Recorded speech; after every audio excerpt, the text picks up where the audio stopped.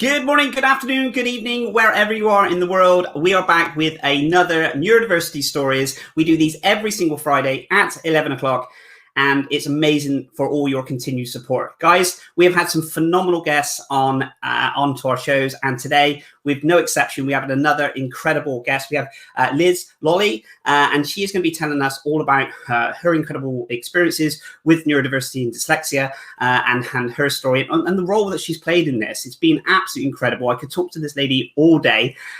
So I'm gonna tell you all about Liz shortly. So why are we here? So my name's Darren Clark, and I'm a global neurodiversity consultant. So I work with organizations across the globe, making it more neurodiverse through training and speaking. So guys, we do this every single day. If you would like to share your story on neurodiversity stories, then please do get in touch. So without further ado, I will introduce my guest, Liz Loly. So she's a communications and education consultant. And as a trainee PE teacher, Liz became interested in dyspraxia and chose to do an assignment about it. What is the effects of it and how to help a child overcome some of the challenges? Then in her first teaching job, she taught a dyslexic boy who thought was so inspiring and positive in the way that he coped with his difficulties. However, on the first parents' evening, when Liz said this to the parents, they explained that he regularly cried because he thought he was stupid. This developed a passion for ensuring that people with dyslexia and other neurodiversities knew their strengths rather than being held back by challenges. Liz then went on to have her own delightfully dyslexic son who amazes her and inspires her all the time with his different ways of thinking and empathy. So guys, I'm going to bring on Liz, and it's going to be an incredible talk. If you, like I said, if you've got any questions for Liz throughout this episode, please pop them in the chat. Also, let us know where you're tuning in from, and it would be great for you to connect. So without further ado, I welcome Liz.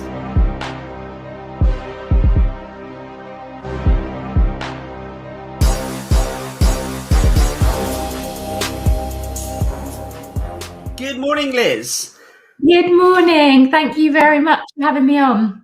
Oh, you're most welcome. You're most welcome. Thank you so much for taking time out of your day to come on to our Neurodiverse Stories. I hope my introduction did you justice. It's incredible. Like I said, not to live up to now. No, not at all. Not at all. So Liz, I've given you, some people a little bit of an introduction about yourself.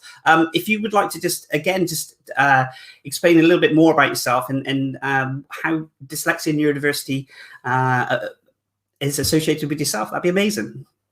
Yeah. So, well, I suppose firstly, if I talk about my actual job title, because people say, well, what is that? Where does that come from? Kind of something I've made up.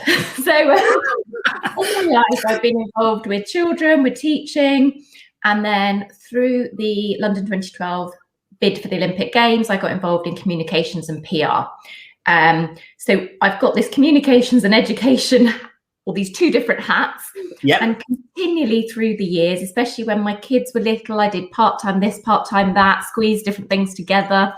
And I sort of went between the two, partly because it worked for my children, partly because I have a bit of a crazy mind that needs to have lots going on.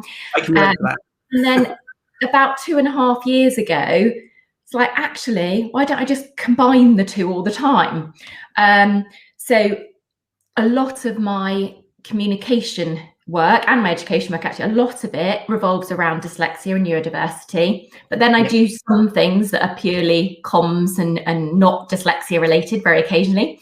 And I currently still teach. So I originally was a primary school teacher.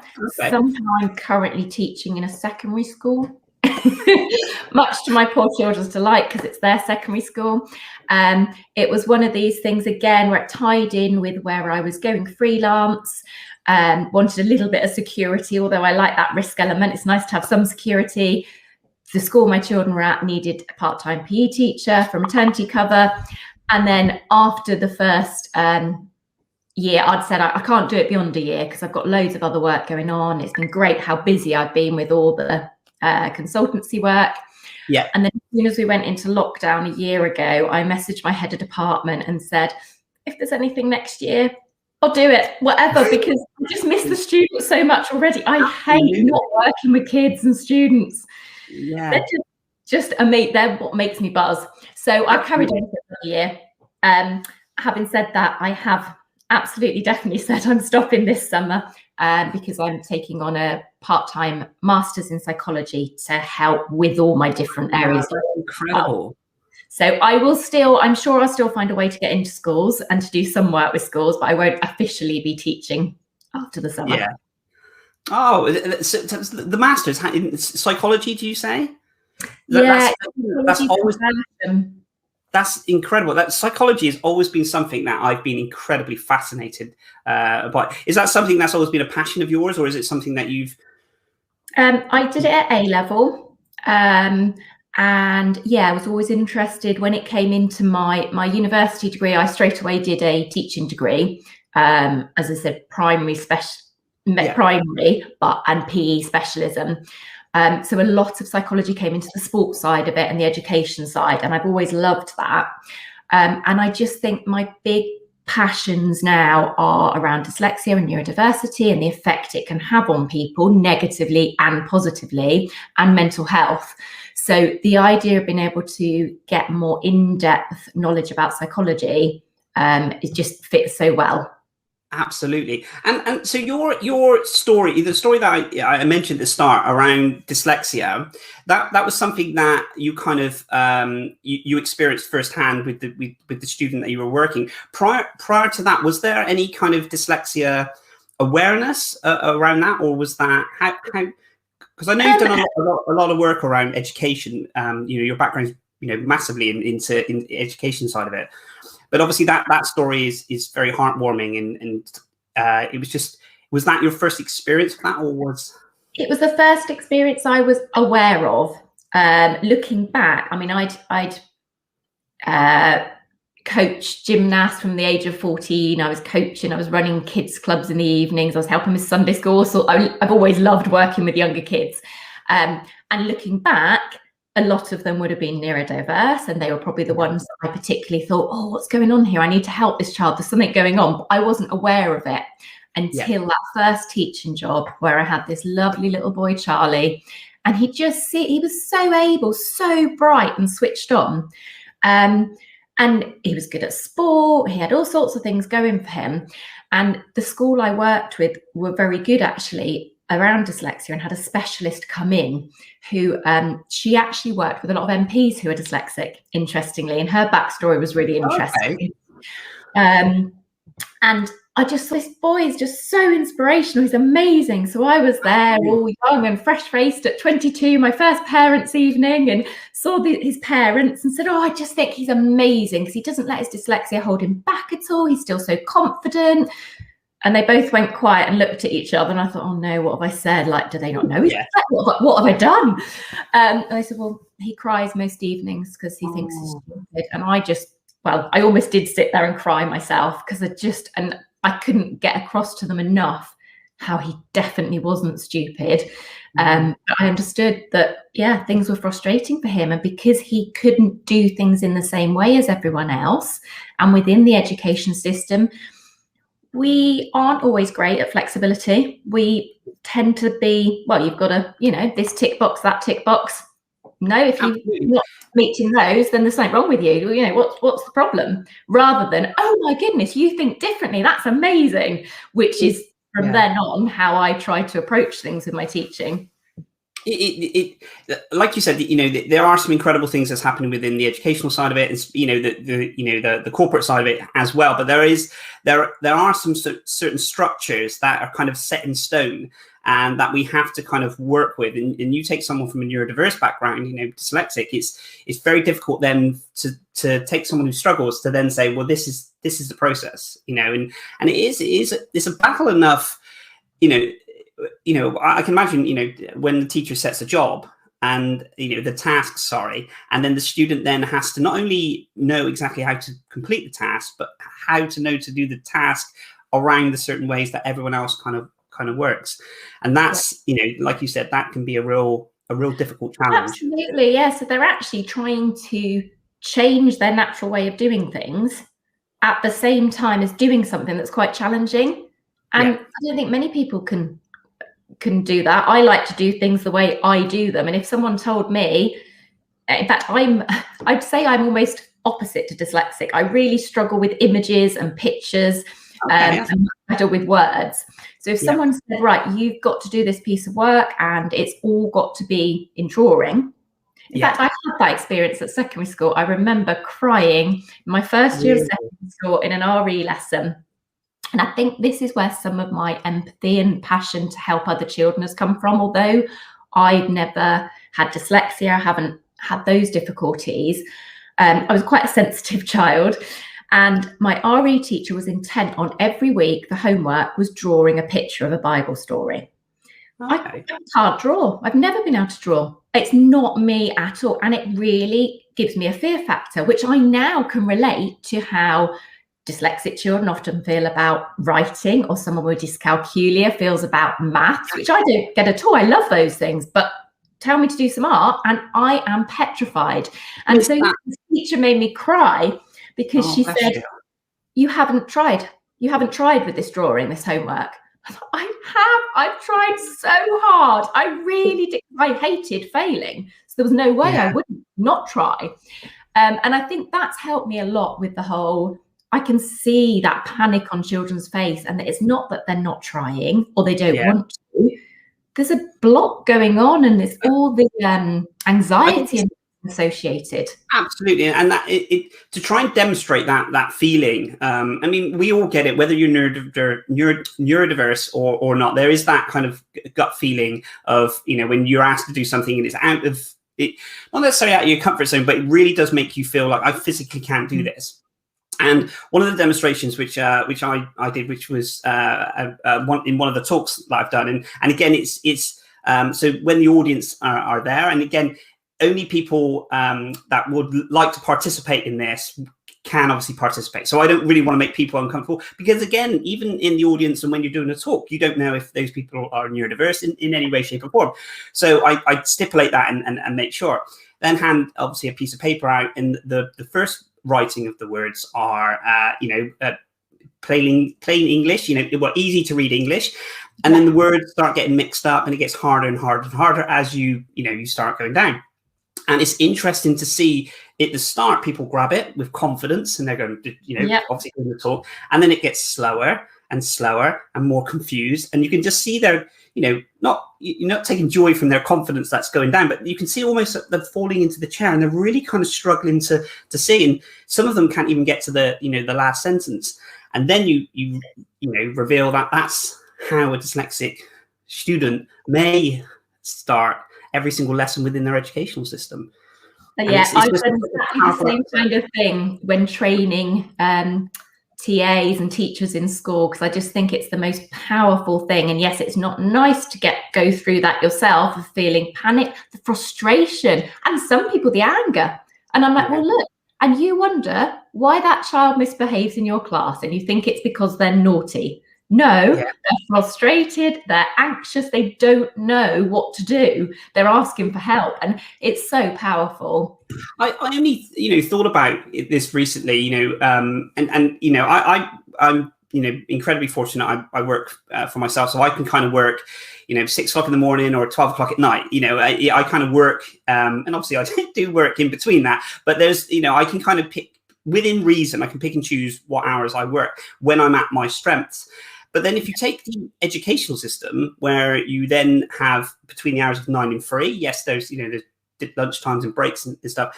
It seems very pressured that there's a certain amount of time that you need to adhere to stuff, but you also need to be in the right zone to be able to do something. It's like asking someone, I guess, in marketing or something, when come into the office 9 o'clock, right, sit at your computer, be creative. It's I guess those added pressures of those times for a student could be really tricky. Absolutely. And again, it's something that I'm similar to you in that most of my work is for myself, and I work at all sorts of strange time, much more alive late at night. Occasionally I have inspiration in the middle of the night, so I will start writing then, or I will start working on a campaign. I will do it when it suits me. And then you think, we expect a child to be creative when we tell them to. Okay, now write a story. What can you tell me about this? And yes, I'd say I'm a sort of strict but fair teacher. And I do think there's a certain level of you've got to do what you're told to an extent, because life is like that. Yeah. But there's got to be allowances, and there's got to be an understanding, I think, that we can't all perform at our best all the time. Liz, do you think that it, because I tend to work, there's two extremes for me. I tend to do short bursts, so I'll do 20 minutes, or I'll hyper focus where I could just be working for hours and forget to eat and drink, and I don't know if that's my ADHD or my dyslexia, and I could just literally, it's almost like nothing else around me exists, in that sense. So I can miss appointments sometimes, and those elements. Do you think in the educational side of it, short sprint, because standard is kind of an hour, an hour's lesson. Yeah. Do you think it, again, just an opinion, do you think it would be better if you had short bursts for, definitely for a neurodiversity child, or do you think that would help? I'm just speaking from my personal experience. Yeah, my feeling with the majority of best teaching practices, or actually most of life I'd probably apply this to, is there's no one size fits all approach. But Absolutely. For things like education, we've got to have some structure, but it's variety. And I think for me, I know as a teacher, it would be very difficult if every lesson was very short, because you couldn't always get into what you wanted to get. You'd just be getting to the point, having introduced it and infused the children, and then it'd be like, okay, end of that now. And you'd never quite get to the point you want to. But for me, and one of the things, I run a weekly webinar about touch, type, read and spell. And one of the things I always point out on there is we're very insistent that you shouldn't have the child doing the touch typing program for too long at a time, or an adult even, because you start making mistakes, you lose confidence, you lose motivation. And my big thing, and it's always been this in the classroom as well, is to have a brain break. And when I taught in primary schools, I would regularly get every child in the class to stand up, step back from their desk, and do something silly and physical. The one I often use an example in the webinar is for younger children, get them to act out and sing head, shoulders, knees and toes. It just gives them that refresh. It stops them from stressing about whatever they were stressing or over focusing, gives their body some relaxation. So if the tension's starting to go there, that all drops. They sit back down, and honestly, you can see like a different group of children in front of you. Absolutely. I think back to, my kind of corporate days when I was in, board meetings, manager meetings, whatever they talk of. And we used to have one every, this is before I found out my dyslexia and ADHD. We used to have one every single Monday. And I knew from 12:30 till 3:30, we would be sat. I mean, it's incredible. We'd be sat in a room with no windows, and we would just basically be going around to each department manager, senior manager, and relaying business plans, and what sales were, waste, shrink, and all these different things. And I just remember being absolutely exhausted, and I would have, it would have been amazing to have that element of probably not working that long, but those kind of breaks bringing into the, the office space, I guess, of not saying that we're going to get everyone in the office doing hands, or don't know, maybe we no harm at all. I think it's a revelation. Honestly, I'll start a campaign. It's so beneficial. And actually thinking about it, the amount of times as a teacher, we get told for a specific child as part of their individual learning plan or behaviour plan that if you can find an opportunity for them to walk around the class, maybe get them to give out worksheets, that's all a bit more tricky at the moment in COVID times, but get them to move around, because then it keeps their focus. It's like, actually, that will help the majority of children, and definitely most neurodiverse children. It would really help them find an opportunity for them. And instead of waiting for them to just think, I can't sit anymore, and they leave their seat and they get into trouble, give them the opportunity to succeed rather than fail. So give them an opportunity. Oh, could you just pop over and get that for me? Oh, could you just go and give a message next door? Whatever it might be is so beneficial. And the impact it will have on their mental health and their learning is just huge for such a tiny little thing. Absolutely. It's just that break, isn't it? It's breaking that system to then re-energize and stop yourself. Because we know that our attention spans, I think they say our attention spans are less than the goldfish now, which I don't know how they can. I don't know who's doing that marketing research. I'd love to meet that person. He come back, we found out, this is what we found out. I'm not too sure how they do that. I don't think it's actual goldfish, but it is, you're absolutely right about that breaking it. Liz, you mentioned that your son has dyslexia. And what are the kind of things that you found? Obviously, you worked in the educational, and you still do work in the educational system. And obviously you had that incredible story as well. What are some of the things that you've seen dyslexia and understood as a parent, if you wouldn't mind sharing? Yeah, I mean, one of the things I guess that's helped me to support other parents is living through the being neurodiverse student is very frustrating, often in the classroom. Being a parent of a neurodiverse student is incredibly frustrating. And people come to me and say, but the school aren't listening, the school aren't doing this. Well, hang on, the school aren't against you. They might not have the understanding. And one of the key things I do, and I run some parent workshops and webinars and things, and bring in my communication side of things, actually, of just the importance of schools and parents talking to each other. Yeah. And I didn't get it right. And I always put my hand up and own up to this. And there was one time where I had to walk out of a meeting about my son, and his dad, who is much calmer than me. He's dyslexic himself. He's a much slower processor. Yep. I left him to do the talking because I was losing it, because I was just getting so frustrated, and the passion of it being your own child as well. So yeah, it was the point for me. And going back to the question about dyslexia and things, my experience previously, until I learnt more, I didn't realise that my brother and my mum are most probably dyslexic, and they both agree as well. And my brother's in education. But interestingly, they don't have the slow processing speed at all. So it's that importance, again, of remembering with every type of neurodiversity, no one's the same. And there's all these different things. So we had dyslexia in the family. It's on the other side of the family for my son as well. And he started school. I knew there were some blocks when he was tiny. And it's terrible because you automatically compare your children, even though you say, I'm not comparing them, and I've got a daughter who's nearly 2 years older who didn't have the same difficulties. And so you start noticing things. And then he started school, and actually his reception year, he came out at the end of reception year with incredible assessments for his baseline assessments, because most of that was practical and oral. It wasn't writing things down. And there wasn't too much emphasis on reading. And I think at that stage, he probably came up a higher assessment level than my daughter, whereas the rest of the way through primary school, it was the other way around. Yeah. And I said early on, I think ultimately at the end of the day, when they get to adults, it will be proved that they're very similar intelligence level, but they're going to achieve differently. Yep. And then when he went into year 1, he was taught by a good friend of mine, who said to me one day, look, I'm not quite sure what to do. It was at the stage where in primary schools, it was a really big thing to do a big write. So teachers would find their ways to make children feel creative. They'd have the battery candles. Sometimes they'd have jelly beans that were like their magic bean to eat so that they could inspire them. There was all sorts of amazing that's such creativity going on.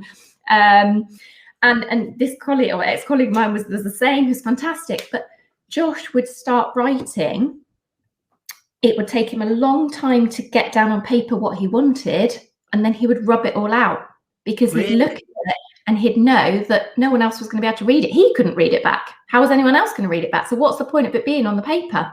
So he would rub it all out.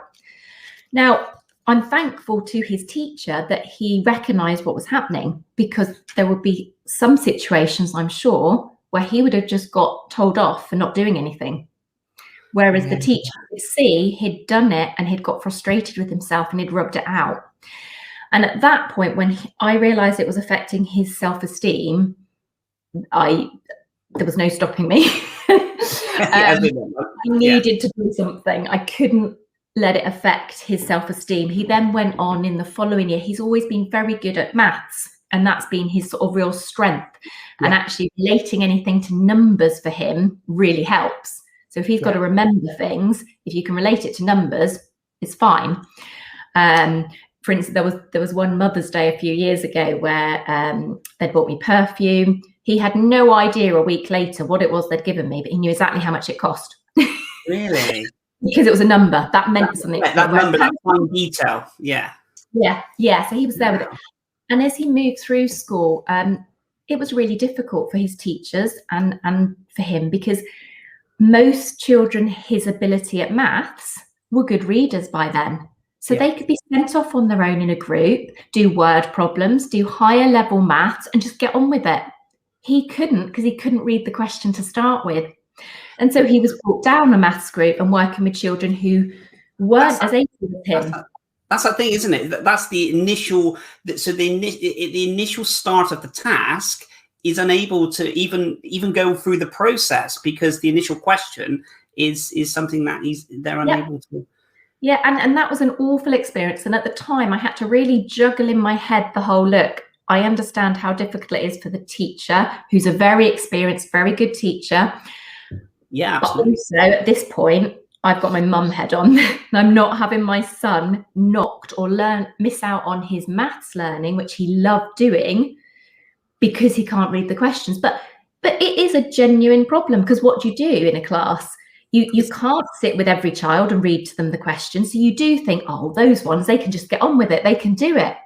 And then when you've got someone who's very good at maths but can't read well, I think you hit the nail on the head on that one, Liz. It's incredibly difficult, with one student in the sense, in that sense. But and this is why my hat goes off to anyone in the educational and the teaching sector, because it is so difficult, because, like you said, every single child is different. Every single person with dyslexia is different. My dyslexia is different from this person.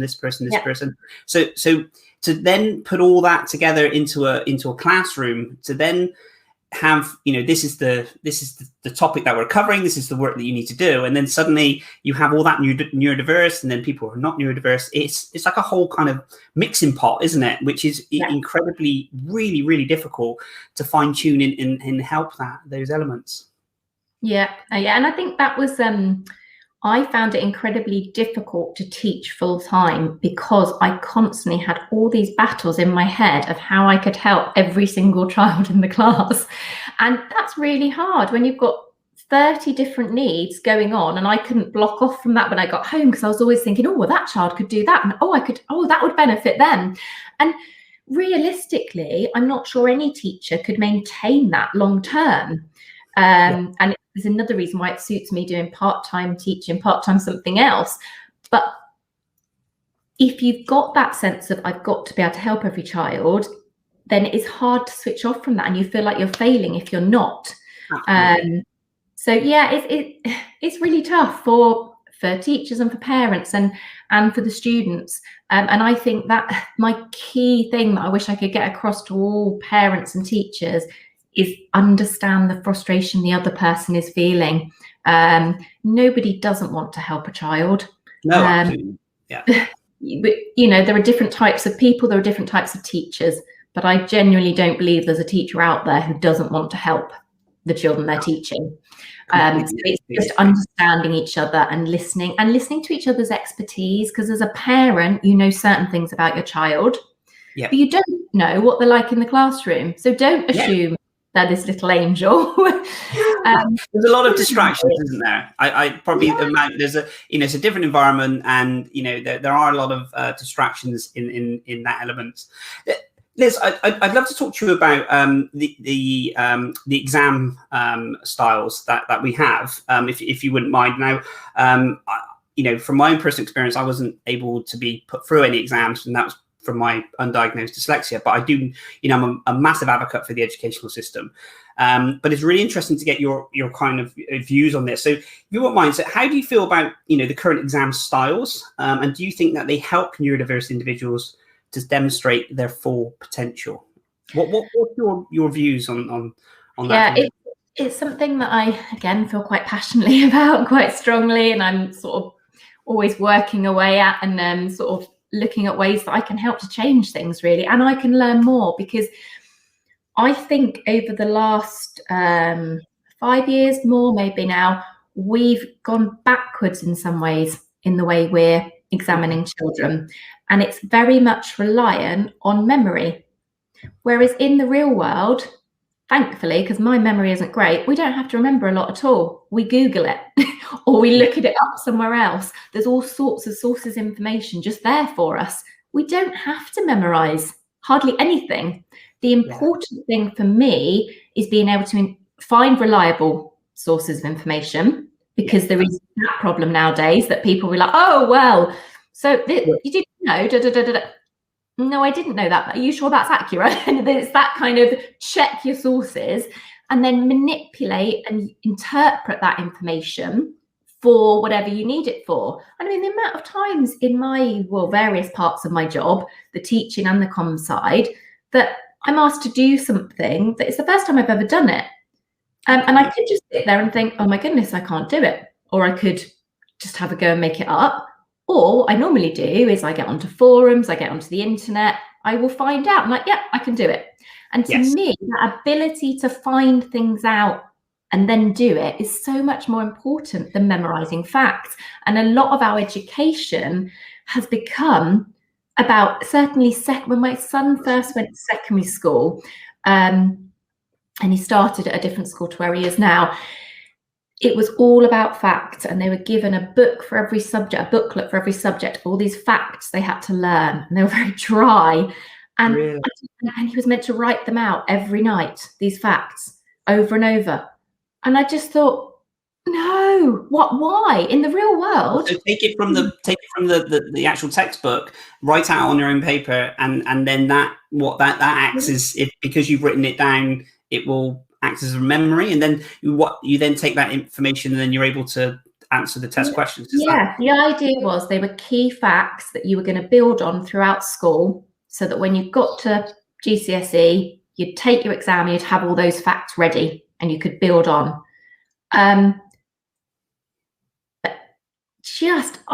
There'd be a few children who it would work for, and actually some neurodiverse children, possibly your more autistic children, would actually love that way of just learning the facts and get on with it. But can they then interpret the information and use it in different ways? And I realized that it was because, and some really top level educationists, schools were doing this same style. So it wasn't the fault of it was a standard process that it was led by the change in exams, and the exams very much being a focus on get rid of coursework, get rid of that side of it, just remember facts. And it still blows my mind at the moment, because I just think it's just not real life, and it's really not helping our students to actually show what they can do. We should be able to say, well, actually, that child is really empathetic. That child is really good at problem solving. That child, rather than, well, they didn't know what year the Battle of Hastings was, or whatever it might be. You can look that up and find it. I think it's tricky, isn't it? Because we tend to, we have our mobile devices, and if we want to, our friend Google, we tend to, outside of school, I guess, and we would definitely, if they want to find information out, they'd either, ask a friend, ask a parent, or 9 times out of 10, they'll just go straight onto Google and they'll find that, that information. So I guess it's a hard balance to then take what the reality of the world is how they'll find information out when they leave school, to then be able to, I guess, test, within an exam format, that they have the knowledge to be able to find information out in a different way, even though when they come out of school they'll find it in the other way. So it's a fine balance, isn't it? It is quite it's quite tricky, really. It is difficult, and I wouldn't ever. There are certain things we do just need to know, and I'd never say, you know, you shouldn't learn any facts. There are certain things that it's much easier if you've got those basics. But I just think if our exam situation was a little bit more flexible, or actually just modernized, it would help. And another thing with that is that having worked within education, within dyslexia, I worked for the British Dyslexia Association for a couple of years and was involved in policy stuff and talking about schools and what was happening. And I have literally only in the last 6 months realised that children who get access arrangements to use a laptop or a keyboard for exams don't get an electronic copy of the exam paper. I just assumed if you get that, then the paper is there in front of you on the computer. And it was through talking to my son, who's never been too keen to use, he's got brilliant keyboarding skills, he touch types, but he's never been keen to do his end of year or end of unit tests on his Chromebook at school, which they all have a Chromebook, which is brilliant. And I was talking to him and I thought, is it because he doesn't want to be different? Is it this? And well, no, but you know, it's difficult because you've got to look at the paper and then you've got to answer the questions and then you've got to work out where you are. A lot of tasks. Yeah, and his Senko is a new Senko this year and absolutely brilliant. And I messaged him and went, sorry, look, this is a bit more of a parent thing than a teacher thing, but you know, the lines are blurred. Why don't we give them the paper on the computer? And he came back and said, well, because that's not what they get at GCSE and A-level. And I was gobsmacked that I didn't realise that. And that, but why? And the thought that I think myself, if I had to go between it being written on a hard copy paper and then me writing out my answers, so having to show which question I'm on. Now, I think I'd get confused and I'd end up missing things. Plus, on a paper, sometimes you choose to do the things you find easier first and then come back to it. Yeah. Now, okay, you could do that on the computer and you could sort of add in extra bits, but I think you're going to get in such a jumble. So that's a big thing of mine as well at the moment, trying to look into that and making that a more friendly process.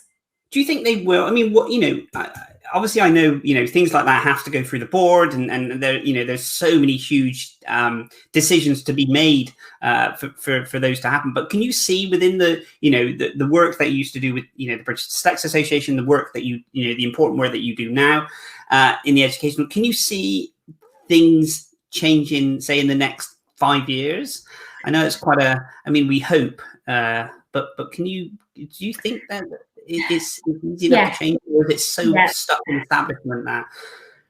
I'm really hopeful that it's one positive that will come out of the pandemic, because obviously we haven't been able to do exams in the same way last year and again this year. And I mean, that's caused all sorts of stress to teachers, students and everything else. But I'm hoping it's going to be a real good time to reflect on, okay, what does work? What doesn't work? What have we done now that works well? And we're in a situation at the moment where I've got a daughter in year 11, so she's very much sort of waiting to hear exactly what's happening. And then I've got colleagues who are teaching GCSE and A-level and waiting to hear what's happening. And it's, you know, 1 minute it might be mini assessments, it might not be, and then the students might see them, they might not. But actually, however frustrating it is and however much it's making people anxious at the moment, I love that everything's having to be looked at and new things considered. Yeah, absolutely. I think you're absolutely right. I mean, there's so many elements, you know, not just in the educational and the corporate side of it, where we're looking to now facilitate work from home and all these things. It does seem, you know, this horrific situation that's kind of happened. It has evaluated and made people kind of stuff. I'd like to get your views if you don't mind. So what do you think would make the biggest difference to ensure people with dyslexia reach their full potential and do not leave school with low self-esteem? Now, I think, you know, that the self-esteem element is so important in the sense that we don't want children leaving school with low self-esteem, and because once we go back out into the workplace, it's a very competitive world. It's very challenging in so many different areas. So what do you think, the biggest difference we could do to help, if you don't mind? the key thing for me, and then I'll talk about why it's so important as well, absolutely. Is teacher education. And it's actually a lot of the things that I've discovered about teaching and helping neurodiverse children are very simple, easy things, like the having a brain break. That's not, it's not, rocket science. Very simple things. But if you're not taught those kind of things when you're first training to be a teacher, to adapt your style later on is really hard. You've got so many pressures as a teacher. Do this, do that. Make sure you're always assessing. Make sure this child isn't talking too much. Make sure this child is talking more and coming out themselves. Make sure this is happening. And then if someone says, and I know I must be a really frustrating colleague for lots of teachers I've worked with, because I'm like, well, think about your dyslexic students, think about your neurodiverse students. Well, are you doing this? Are you doing that? And it's like, I can't think of anything else. Yeah, absolutely. Mind blowing. I'm trying to do everything I can. Whereas if right from the beginning of teacher training, a dyslexia friendly style, which generally suits everyone and certainly doesn't do any harm to anyone, if that is just taught as a standard way, and it's not so structured that you can only teach one way, it's just little tips like things like the brain break. Oh my goodness, I just think it would make such a difference to every student and every teacher. It would make teachers' lives easier. And which brings me on to the kind of the key importance in that so many children either get low self-esteem or start misbehaving, or often the two are together, because generally a dyslexic child will be really quite intelligent. So they know there's something going on. They're not just a low-level child who is quite happy at their level. They've got their brain ticking over and all these ideas going through, but they can't do what they're being asked. And that's really frustrating. So that will come out as bad behavior or them losing confidence in themselves. And then if we fast forward, if that goes all the way through school and they leave feeling like a failure, but actually they've got a very clever mind, then if you look at the statistics around the amount of prisoners who are dyslexic or have dyslexic tendency, it's something like nearly 50% of prisoners are thought to have dyslexia or literacy difficulties. About 10% of the population, the general population, is dyslexic. So that's there's a huge discrepancy. And then you've got about 30% of entrepreneurs that are dyslexic. So wouldn't it be amazing if those children didn't go through school feeling stupid and finding other ways to use their brain that aren't ideal for anybody, but instead they feel empowered. They're allowed to use their brain in a different way, and they become entrepreneurs and change the world for us and add to those numbers of people who are just succeeding and just really changing things. Absolutely. And I think, I mentioned this before, but there needs to be some sort of process, I guess, because if you think about, say, a child goes to primary school, and then they highlight, say, dyslexic tendencies within that student, and then we have to go through the big process then to getting that support. Say that student then gets, say, the last 2 years of their education within their support. When they leave go into the workplace, and there are some incredible companies out there now that's doing some amazing work around neurodiversity, but again, it's very new in the sense that companies aren't, they're embracing it, or they're just starting to work on it. But it's almost like that person then gets the support there, and then suddenly there's no support within those elements. And I think that, in an ideal world, it'd be amazing to have the support throughout the whole throughout the whole process, but there's a missing link in that. It's weird, but the best thing I think for anyone, and this is the thing that I try to get across to parents that I support, that to get the child to build up their own strategies. So amazing. Good quality dyslexia friendly teaching doesn't mean you do everything for the child. You gradually get them to do more and more themselves and build up their confidence, and to be able to adapt and use their strengths for their weaknesses. And if you've spent years going through school, building up those strategies and that growth mindset, then when they go into the workplace, actually they will find their own strategies. And yes, it's great if they've got an accommodating organization as well, but it won't be as essential. Yes. Yeah, absolutely. Rather than, because if we go on that basis, then, the dependency is that, yes, my school should support me. Yes, my organization should, support me. And yes, there are elements within that, but you're absolutely right. That child then has that self-esteem and that confidence and the strategies to kind of help. I think back to, I was diagnosed very late, kind of 36, 37.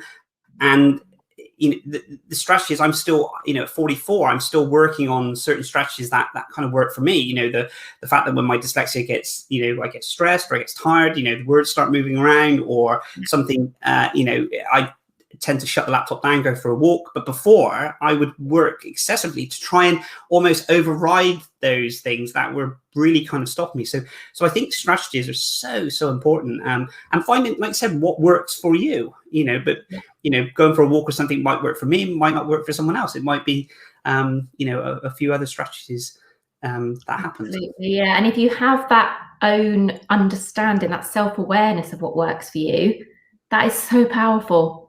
And that's, I think, the best thing we can do for students at school, to empower them, so they come out as strong individuals who can cope themselves and then do amazing things in our community. So just quickly, Liz, do you have any kind of things that have worked well for yourself or for your son, that you could kind of share, whether it's, technology, strategies, whatever it worked. Do you have anything, personal to yourselves? Yeah, I'm a big believer in using technology to help. I noticed that with my son's father, as I said, he was dyslexic, although not diagnosed. Yep. He just happened to learn to touch type when he was at school because of one of his GCSEs he did. It was almost like an office studies kind of thing. Okay. And I have to say, when I first met him, I used to laugh at him and say, oh, you did like a secretarial course, blah, blah. And then I was like, oh my goodness, this is amazing. It's so useful. And because of his dyslexia, to be able to type without having to think about what he was doing meant he could think about the words.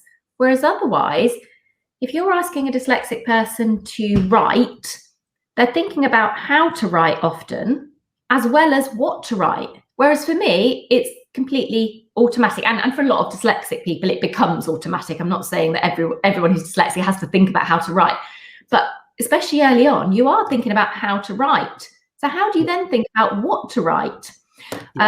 So that's why we got our son to learn to touch type, and a lot of my work is around touch typing now, actually, one of my main clients that I mentioned earlier. The other thing that I always say to parents, again, you need to work out what your child's strengths are, because it won't work for everyone. Some children who are dyslexic also struggle with numbers, whereas for my son, numbers are his happy place. Less so, I'd say, as he goes through secondary school and maths has changed a bit and there's different elements to take in. But certainly when he was little, he just loved numbers. And actually, it was a treat for him and his sister to be given maths questions. Like, finish your tea and then I'll give you a maths question. Really? Bonkers. And I remember my older sister laughing at me saying, like, what is going on? But he was empowered. Absolutely. He was good at it, and he was good at it. And what I would do is, if I'm not a sort of typical mum parent who will do everything for my children. I'm so busy and doing lots of other things. I want them to do things for themselves, but I appreciate you can't just get them to do it. So I would do things like, we'd start off in the morning saying, right, I want you to remember 3 things: brush your teeth, brush your hair, get your shoes on, ready for going to school. And we'd repeat that every day. So it's those 3 things. What are those 3 things? I'd say them. Then after a while, he'd say them back to me. Then it got to a stage where I could say, right, you've got 3 things to do. And he would just know them because there's 1, 2, 3. Mm-hmm. Yeah. And then it's like, eventually the stage of, are you ready? And that was an automatic process then of 1, 2, 3. I've done done it. Use that for so much to pass that independence over so that they become independent rather than you telling them. And a lot of really lovely parents don't help their children because they're too kind to them. So they're like, oh, don't worry, I'll do it. It's natural instinct, isn't it? You know, you want to kind of protect and you want to help. And, and it can be tricky to do it yourself sometimes, but it's not helping the child in the long run. So using that, so for example, for him, because it's numbers that he relates to, lots of things we related to numbers. Images can be really useful. So for someone who's dyslexic, instead of saying to them, right, start writing a story, jot down your keywords, just draw a picture. Now, obviously for me, that would be a big panic and no, I can't do that. I'd much rather words. But for someone who doesn't like words so much and has got all these amazing images, it's incredible the impact that you have of them drawing things down, and then they can start writing. And those, you know, like I said, there's a whole host of different things, and it's understanding how to kind of help and understand, you know, opening those communication, pathways within, the educational side of it, but also with your student as well. It's been absolutely incredible talking with yourself. And like I said, I could talk for hours about so many. We haven't even scratched the surface on lots of different topics that we were going to talk about. We haven't, no. Time just flies. Yeah, Liz, people wanted to kind of get in contact with you, and again, I'll put all the the links and bits and pieces on this anyway. But if people wanted to connect with you, how would they do that? Best to do it through LinkedIn or through Twitter. On Twitter, I am at Lizzie Loly. I'm not quite sure how there was another Liz Loly already in existence, because there aren't many of us Lollies around, but I'm at Lizzie Loly. Just talking about those links as well, I'd just like to mention one of the links that I've asked you to put on is a short animation that the British Dyslexia Association created called See Dyslexia Differently. Please we will what grade you are, share it with people, share it with children, share it with adults. It's really beneficial and empowering. We'll post that onto the links, and then we'll do a separate post as well, maybe on the YouTube and for those elements for people to see. But absolutely, Liz, it's been absolutely incredible. Thank you so much indeed for your time. If anyone else has any other questions, then please pop them in the chat, and we'll get back to you on that one. But apart from that, we will see you. I'll see you again very soon, Liz. And thank you so much indeed for your time. Take care, Liz. Thank you for everything you're doing. Thank you. Thank you, Liz. Take care. So guys, that was Liz Loly. Thank you so much for taking part in our neurodiversity stories, Liz. It's incredible to talk to you. And like I said, we've got so many different topics that we could have continued to discuss throughout the rest of the day. Thank you as always for everyone that takes part and watches these lives, listens on the podcast, and watches again on our YouTube channel. We will be back next Friday at 11 o'clock. If you would love to join us, that would be absolutely fantastic. And if you would love to share your neurodiversity story with us, then please do get in touch. Take care, guys, and I'll see you next Friday. Cheers. Bye-bye.